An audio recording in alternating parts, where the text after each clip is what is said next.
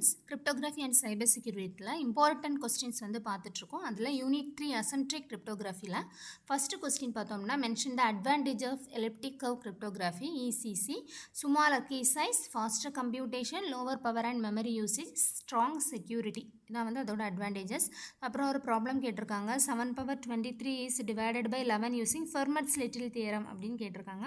So Fermat's little தியரம்னா என்ன அப்படின்னா, P is prime and A is not divisible by பியாக இருந்தது அப்படின்னா formula a power B minus 1 equal to 1 mod p. இதான் ஃபார்முலா. நமக்கு கொஸ்டின் படி பார்த்தோம்னா ஏ அப்படிங்கிறது 7, 11 அப்படிங்கிறது p prime number.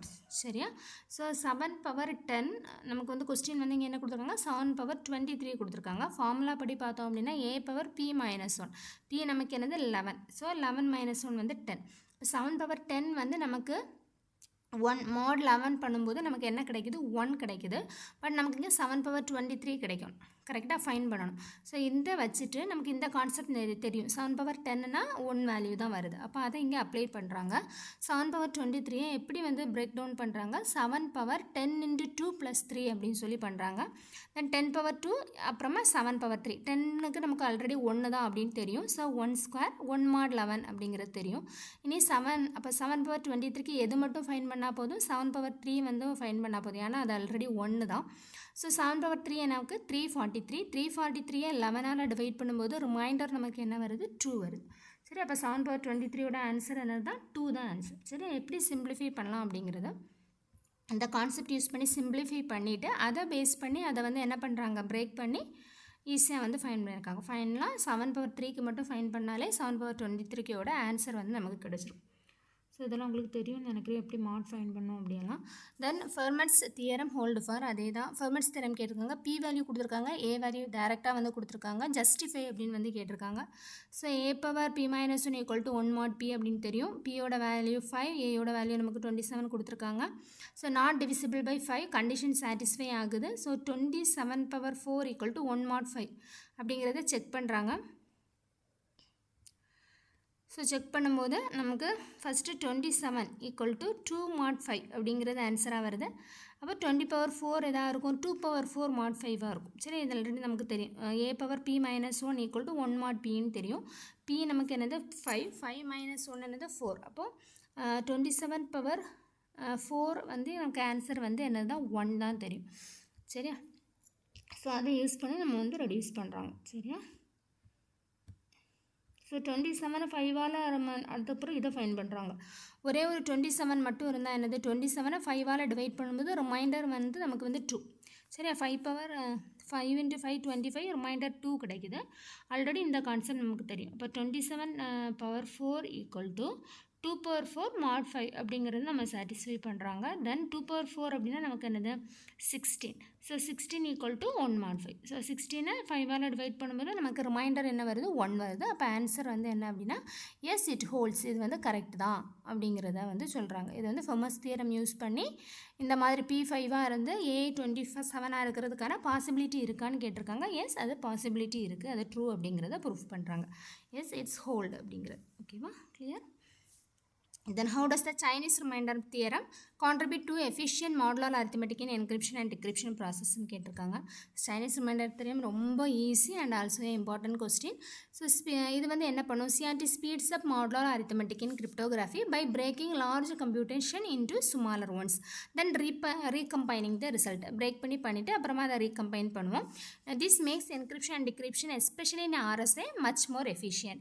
CRT allows computational modulo smaller primes, improving speed in RSA and decryption and digital signature generationல எல்லாமே சைனீஸ் ரிமைண்டர் தியரம் வந்து ஹெல்ப்ஃபுல்லாக இருக்குது. ஸோ டிஜிட்டல் சிக்னேச்சர்னால் என்ன, அதோட ப்ராப்பர்ட்டிஸ் கேட்டிருக்காங்க. டிஜிட்டல் சிக்னேச்சர் அப்படிங்கிறது ஒரு மேத்தமெட்டிக்கல் ஸ்கீம். எதை பேஸ் பண்ணி இருக்குதுன்னா பப்ளிக் கீ கிரிப்டோகிராஃபியை பேஸ் பண்ணி இருக்கும். சென்டர் வந்து ஜென்ரேட்ஸ் சிக்னேச்சர் யூஸிங் தேர் ப்ரைவேட் கீ. ஃபஸ்ட்டு சென்ட் பண்ணுறவங்க ஏதாவது மெசேஜ் சென்ட் பண்ணுவாங்க, என்ன பண்ணுவாங்க, அவங்களோட ப்ரைவேட் கீ யூஸ் பண்ணி சிக்னேச்சர் வந்து ஜென்ரேட் பண்ணிவிட்டு ரிசீவர் அதை அவங்கள பப்ளிக் யூஸ் பண்ணி என்ன பண்ணுவாங்க, வெரிஃபை பண்ணுவாங்க. ஸோ இங்கே ரெண்டு சைட்லையுமே சென்டரோட ப்ரைவேட் அண்ட் பப்ளிக் கீ தான் என்டையர் டிரான்சாக்ஷன்லேயும் வந்து நமக்கு யூஸ் பண்ணுறோம். சென்டரோட ப்ரைவேட் கீ யூஸ் பண்ணி என்கிரிப்ட் பண்ண டேட்டாவை சென்டரோட பப்ளிக் கீ யூஸ் பண்ணி டிக்ரிப்ட் பண்ணுவாங்க. It is analogous to a handwritten signature but far more secure as it is tied to the data itself and cannot be easily forged. சரி, நம்ம வந்து அனுப்பக்கூடிய டேட்டாவோட அதை எம்பெட் பண்ணி அனுப்பும்போது அது ரொம்ப செக்யூராக இருக்கும் அப்படிங்கிறத வந்து சொல்லியிருக்காங்க. A digital signature is a cryptographic technique that verifies the authenticity, integrity and non-reputation of digital data or communication. It ensures that the message truly comes from the claimed sender and has not been altered in transit. So இவங்க கிட்ட இருந்தால் message வருது அப்படிங்கிறத ஒரு assurity வந்து நமக்கு வந்து இது கொடுக்கும் அப்படிங்கிறத வந்து சொல்கிறாங்க. அதே மாதிரி இதை வந்து மெசேஜோட அந்த ஒரிஜின் வந்து அப்படியே இருக்கும், அதை சேஞ்ச் பண்ணவும் முடியாது. தென் 4th யூனிட்டில் இம்பார்ட்டன்ட் கொஸ்டின் பார்த்தோம்னா இன்டெகிரிட்டி அண்ட் அத்தன்டிகேஷன் அல்காரிதத்தில் ஹேஷ் ஃபங்க்ஷனோட தேவை என்ன அப்படிங்கிறத கேட்டிருக்காங்க.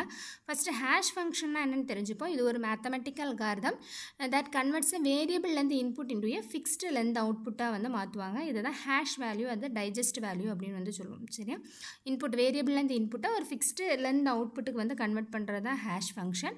ஹேஷ் ஃபங்க்ஷன் இன் கிரிப்டோகிராஃபி எதுக்கு வந்து யூஸ் பண்ணுறாங்கன்னா ensure data integrity, enable authentication and support secure storage and digital signatures.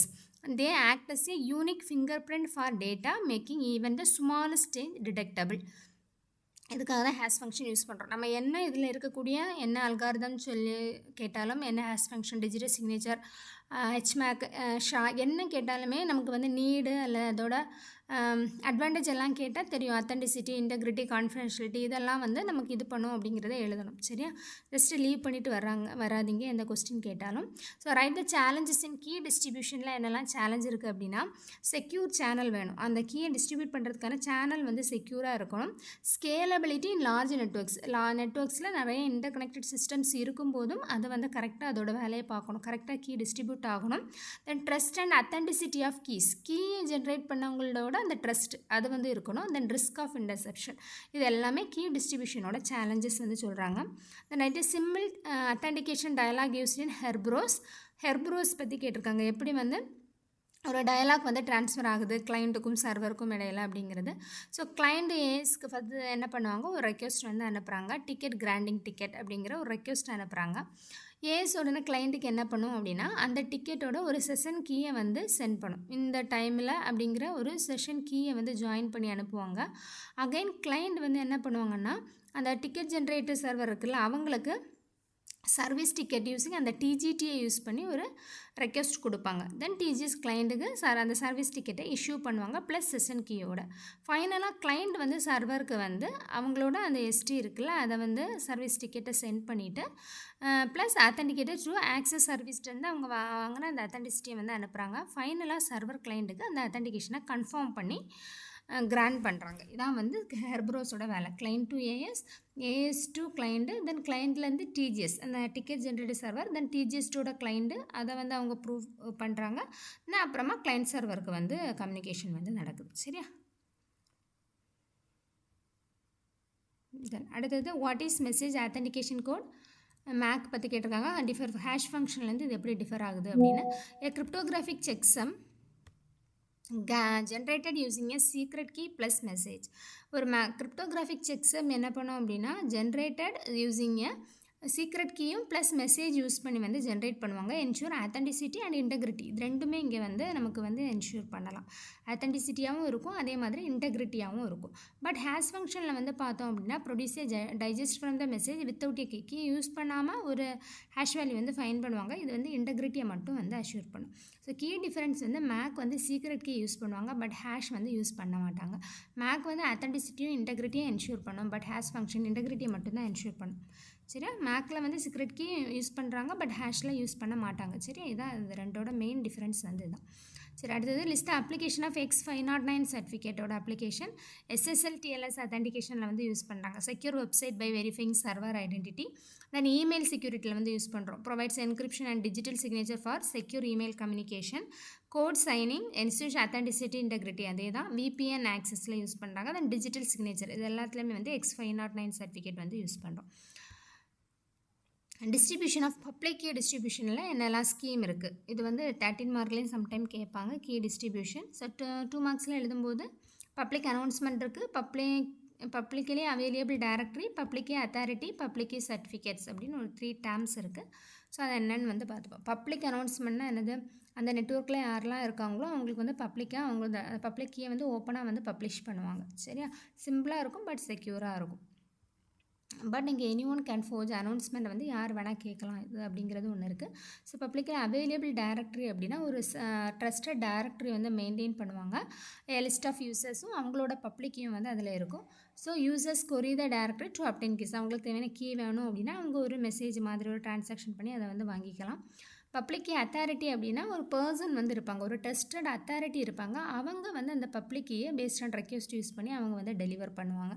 சரியா, இது வந்து பப்ளிக்கே அத்தாரிட்டி. பப்ளிக் அவைலபிள் டேரக்ட்னா டேரக்டில் கீஸ் எல்லாம் இருக்கும், அதுலேருந்து ரெக்வெஸ்ட் யூஸ் பண்ணி நம்ம எடுத்துக்கலாம். அத்தாரிட்டினா அதுக்குன்னு பர்சன் வந்து இருப்பாங்க பப்ளிக் கீ ஜென்ரேட் பண்ணுறதுக்கு. ஃபைனலாக public key certificates. So keys are bound to identities via digital certificates issued by a certificate authority அதில் இருக்கும். ஸோ இது வந்து SSL TLS email security code signing எல்லாம் மேக்ஸிமம் வந்து X509 தான் வந்து யூஸ் பண்ணுறாங்க. சரியா, இது எல்லாமே என்னது டிஸ்ட்ரிபியூஷன் ஆஃப் பப்ளிக் கீஸோட ஸ்கீம்ஸ். ஓகேவா, சரி. அடுத்த 5th யூனிட் பார்த்தோம் அப்படின்னா கீ லாகர்னால் என்னென்னு கேட்டிருக்காங்க. ஸோ இதில் நம்ம பார்த்தோம் 5th யூனிட்லேயே கொஞ்சம் டூல்ஸ் அண்ட் மெத்தட்ஸ் இருக்குது. அதிலேருந்து நிறைய 2 மார்க்ஸ் வந்து கேட்பாங்க. First key logger. Key logger அப்படிங்கிறது type of spyware program or hardware device that records every key stroke made on the keyboard. இது ஒரு சாஃப்ட்வேராக இன்ஸ்டால் பண்ணலாம், இல்லைனா நம்ம சிஸ்டத்தில் ஒரு ஹார்ட்வேர் மாதிரி அவங்க நமக்கு தெரியாமல் எங்கேயாவது வந்து நம்ம பிளேஸில் வந்து இன்ஸ்டால் பண்ணலாம். கீபோர்டோட கனெக்ட் பண்ணலாம். ஸோ இது என்ன பண்ணோம் அப்படின்னா நம்ம கீபோர்டில் என்னெல்லாம் கீஸ் வந்து ப்ரெஸ் பண்ணுறோமோ எல்லாத்தையும் வந்து ரெக்கார்ட் பண்ணிகிட்டே இருக்கும். It can capture sensitive information such as நம்மளோட user name, password, credit card numbers and personal messages எல்லாத்தையுமே இது வந்து ரெக்கார்ட் பண்ணிகிட்டே இருக்கும் அப்படிங்கிறாங்க. So often used by attackers for unauthorized monitoring, but they can also be used legitimately for employee activity tracking and ட்ரபிள் ஷூட்டிங்கில் வந்து மெயினாக வந்து யூஸ் பண்ணுறாங்க. ஒரு ஆஃபீஸில் என்னெல்லாம் நடக்குது, அவங்களோட சென்சிட்டிவ் டேட்டாவை வந்து கெட் பண்ணுறது, இதுக்கெல்லாம் வந்து கீ லாகர் வந்து யூஸ் பண்ணுறாங்க. Then how are cyber crime classified. So cyber security 5th யூனிட்டில் க்ரைம் ரொம்ப இம்பார்ட்டன்ட். ஸோ சைபர் க்ரைமை எப்படியெல்லாம் கிளாஸிஃபை பண்ணுறாங்க அல்லது கிளாஸிஃபிகேஷன் ஆஃப் சைபர் க்ரைம்ஸ் என்ன கேட்டாலும் இதுதான். First against individuals, against property, against organisation, against society. Individual அப்படின்னா ஒரு டார்கெட் பர்சன், ஒரு பர்சனோட ப்ரைவேசி அண்ட் செக்யூரிட்டியை வந்து வயலேட் பண்ணுறது. எக்ஸாம்பிள் இமெயில் ஸ்பூஃபிங், ஸ்பேமிங், சைபர் டிஃபமேஷன், சைபர் ஹராஸ்மெண்ட், சைபர் ஸ்டால்கிங், இதெல்லாம் வந்து ஒரு பர்டிகுலர் ஒரு பர்சனை வந்து டார்கெட் பண்ணும். அதனால் இது அகேன்ஸ்ட் இண்டிவிஜுவல்ஸ் கீழே வருது. ப்ராப்பர்ட்டி அப்படின்னா involve theft or damage to digital assets வந்து இருக்குது அப்படின்னா அதை வந்து டேமேஜ் பண்ணுறது. கிரெடிட் கார்டு ஃப்ராடாக இருக்கலாம், இன்டெலெக்சுவல் ப்ராப்பர்ட்டி தெஃப்டாக இருக்கலாம், இன்டர்நெட் டைம் தெஃப்ட், ஒய்ஃபை திருடுறது, இது எல்லாமே வந்து ப்ராப்பர்ட்டிக்கு அகேன்ஸ்டான cyber crime.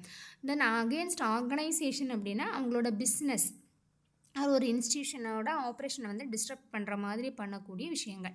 Unauthorised access, denial of service, virus attack, email bombing, salami அட்டாக்னா ஃபினான்ஷியலில் வந்து நடக்கும், பேங்கிங் செக்டாரில். Then logic bomb, Trojan horse, data diddling, இது எல்லாமே ஒரு ஆர்கனைஸ்டுக்கு அகேன்ஸ்டாக வந்து நம்ம பண்ணக்கூடிய அட்டாக்ஸ் வந்து இதை வந்து சைபர் கிரைம் அப்படின்னு சொல்கிறாங்க. அந்த பர்டிகுலர் வெப்சைட்டை வந்து சர்வரை வந்து நம்ம என்ன பண்ணுறது, ஓவர்லோட் பண்ணுறது, அதோட ரெகுலர் டிரான்சாக்ஷனை வந்து கட் பண்ணுறது, இது எல்லாமே வந்து அகேன்ஸ்ட் ஆர்கனைசேஷன். அகேன்ஸ்ட் சொசைட்டி அப்படின்னு வரும்போது cyber terrorism, web jacking, forgery, இதெல்லாமே வந்துடும்.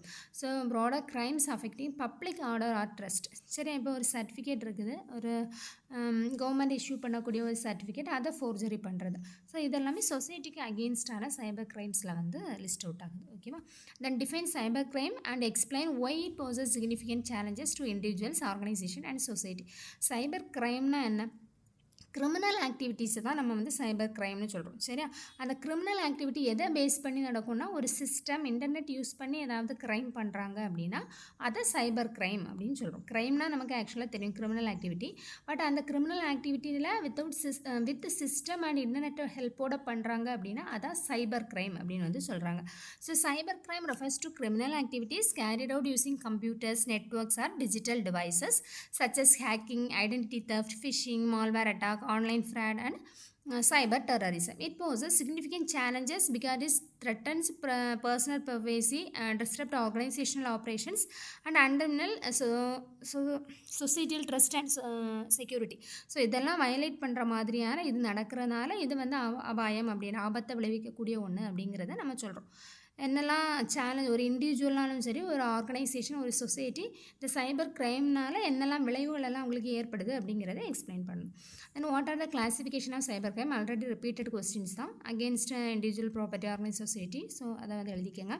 தென் write the key principle and practice of cloud security பற்றி கேட்டிருக்காங்க. ஸோ க்ளவுட் செக்யூரிட்டியில் என்னெல்லாம் main concept data encryption, access control, regular audit, compliance with standards.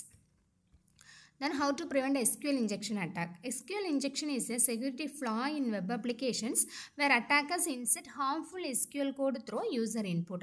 This can allow them to access sensitive data, change database content or even take control of the system. இது என்ன பண்ணுவாங்க அப்படின்னா யூசரோட input மூலமாக ஒரு அப்ளிகேஷனில் வந்து யூசரோட இன்புட் கெட் பண்ணுவாங்க. இல்லை இப்போ யூசர் நேம் பாஸ்வேர்டு இந்த மாதிரி ஒரு இன்புட் கெட் பண்ணுறது மூலமாக என்ன ஆகுது அப்படின்னா ஒரு SQL கோடை வந்து இன்ஜெக்ட் பண்ணுறாங்க. இது என்ன பண்ணும், டேட்டாபேஸில் ஸ்டோர் ஆகிருக்கக்கூடிய சென்சிட்டிவ் டேட்டாவை வந்து கேப்சர் பண்ணும்.